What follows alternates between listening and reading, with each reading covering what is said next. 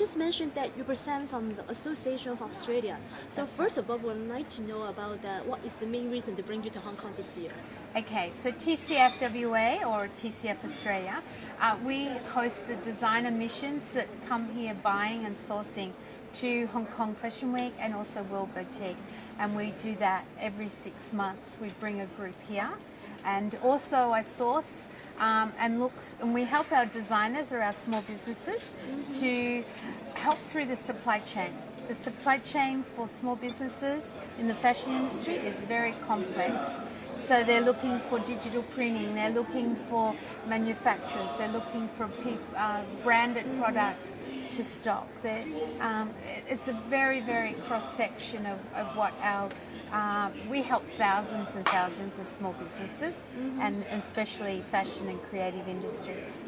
So you bring your members to come to the Fashion Week? Yeah, we have about 30 or 40 here at this event, and we also facilitate others to come from other parts of the world with our TCF Global association as well.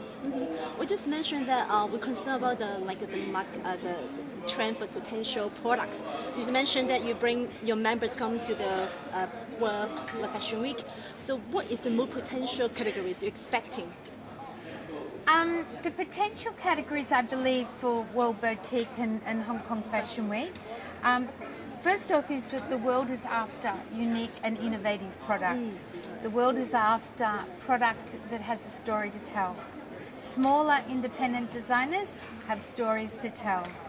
So the future is for them to find manufacturers and to source trims and services that will help them build their product. The next trend that I see is the potential for the smaller businesses coming here, fashion businesses, is to form some collaborations. I feel that Hong Kong is on the doorstep of a booming fashion market in China. So when we look at the booming Asian emerging consumer, that the designers I bring here need to look at how they can link or collaborate with existing firms here and perhaps look at license agreements or look at perhaps some joint ventures to tap in to supply those markets. So I see that this is the stepping stone to create extra additional business and to perhaps to diversify because they have the intellectual property, but they have the opportunity here to improve and expand their business by those linkages. Well, we're also concerned about the global economy. Well, because people are concerned about this year will be recovering after the tsunami. So what are you expecting the market outlook maybe in Australia regarding for the fashion industry? Okay, in Australia it's very tough. Very tough, the outlook in Australia. Retailers in Australia are doing it very tough. But the online component is really growing.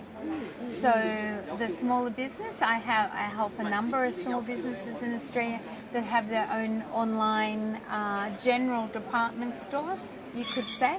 So they're sourcing all sorts of things for their online stores. The online stores, not just in fashion, but across many sectors, are booming and growing very strong.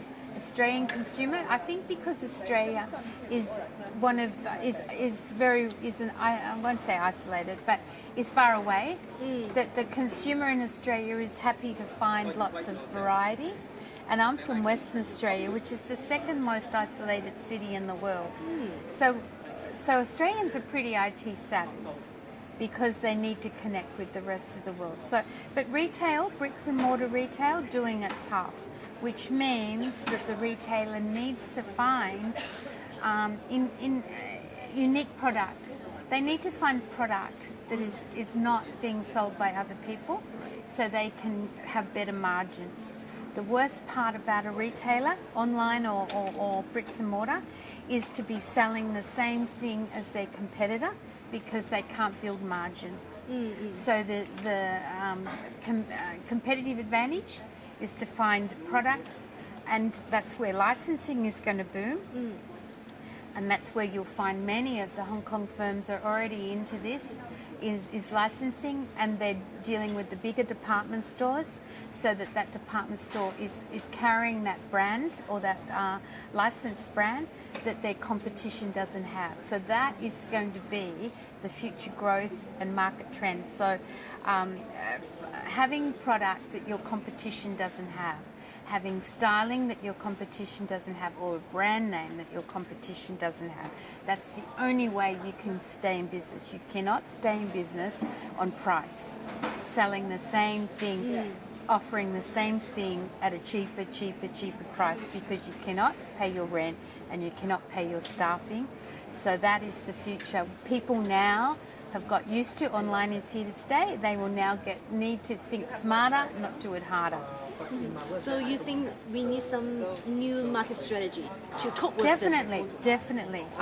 Because in my association, we provide business support to our designers and to the businesses. That's why I'm giving you a business perspective on the future market trends. And yes, all business, big and small, now needs to do a new strategic plan, because the consumer has changed, the way of doing business has changed, and so that means the business has to change their thinking, not only for the product they're stocking, but how they're doing their supply chain. They now need to look at new supply chains and how they can keep their margin or improve their margins of past years, because the GFC probably has only alerted businesses of unstable financial issues, but those things always come and go. Asia went through the Asian financial crisis some years back, so those things can actually strengthen a business, because it makes them re-look at every department that they have and not become complacent. So the world is tough in financial sectors. That means a business has to be more savvy, it has to be more strategic, and it has to know who their customer is exactly, and how to get to them, and how to supply to them, and what product. Hence, coming to exhibitions like this is something that you need to do with your own eyes. Internet is great, and Hong Kong TDC's sourcing platform is very good, but you actually need, as a owner or the buyer, need to see with your own eyes, feel, touch and see what's happening on the market to find that competitive advantage of product. Because if you don't have unique product that the world is after or in the future, so the forecasting events here are very good as well, you don't have a competitive advantage. So this is, I encourage all of our designers and all of our small businesses, both in Australia and globally. We have 24,000 small businesses we support, to come to Hong Kong as a stepping point into understanding the Asian market and to understanding how they can build their supply chains. Okay, thank you.